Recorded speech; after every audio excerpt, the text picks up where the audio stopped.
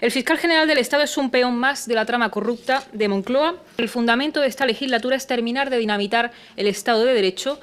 Y el PSOE, que dice que nació para defender al obrero, hoy solo defiende a las élites, al poder, su clientelismo y, por supuesto, la impunidad de los suyos.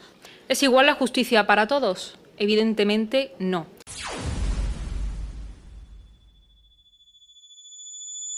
El Tribunal Supremo ha confirmado el procesamiento del fiscal general del Estado, ratificando que existen indicios suficientes para sentar en el banquillo al máximo representante del Ministerio Público. A esta situación absolutamente lamentable hemos llegado porque el Gobierno se ha empeñado en que el fiscal general del Estado imputado siga siendo fiscal. Ni se le ha cesado ni ha dimitido. Por eso, más grave que la imputación es el empeño del Gobierno en respaldarlo. Y, por supuesto, de esto hay responsables directos, que son el presidente del Gobierno y el ministro Bolaños, que desde luego no merece llamarse de justicia. El fiscal general del Estado es un peón más de la trama corrupta de Moncloa y el tiempo y los jueces desvelarán exactamente qué ventajas se le ha prometido desde el poder. Y llegados a este punto de degradación de todos los órdenes, a la única conclusión que se puede llegar es que el fundamento de esta legislatura es terminar de dinamitar el Estado de Derecho para convertirlo en un Estado de privilegios al servicio de las más altas esferas del poder partidista.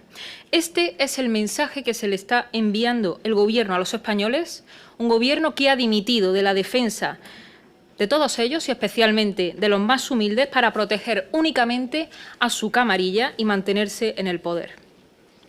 Porque cuando el Gobierno decide ser cómplice de un fiscal general del Estado imputado, protegiéndole y utilizando la justicia para su propio beneficio, el de una casta política, cuando en realidad debería ser un instrumento al servicio del bien común, lo que está haciendo es convertir el Estado en un botín donde los perjudicados son los de siempre.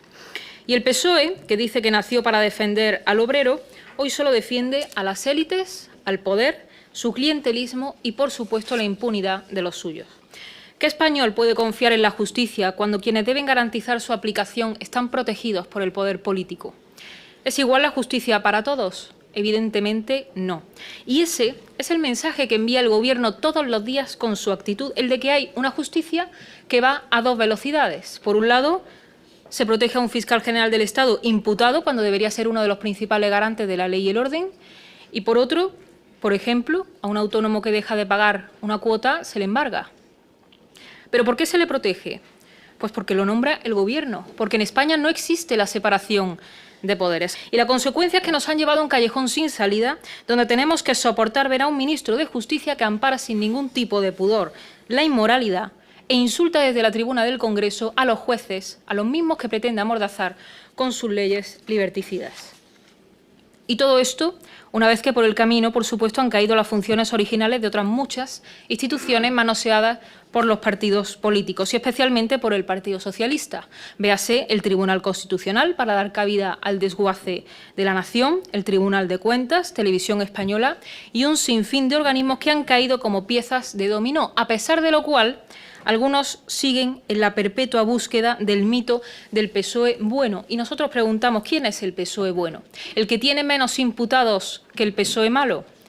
Y nosotros les diríamos que se desengañen porque el Partido Socialista de hoy es el mismo que aquel cuyo fundador en 1910 decía aquello de que el Partido Socialista es un partido que estará en la legalidad mientras la legalidad le permita adquirir lo que necesita y fuera de la legalidad cuando ella no le permita realizar sus aspiraciones. Pues bien, en 2025 aquí tenemos a los dignos herederos de aquel fundador del Partido Socialista que dijo esto.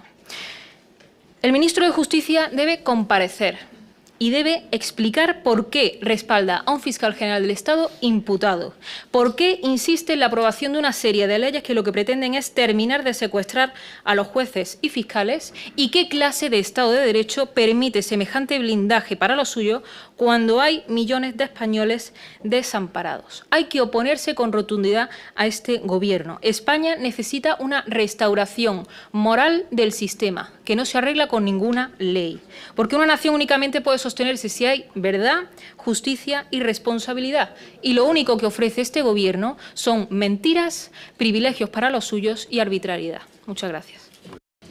Muchas gracias.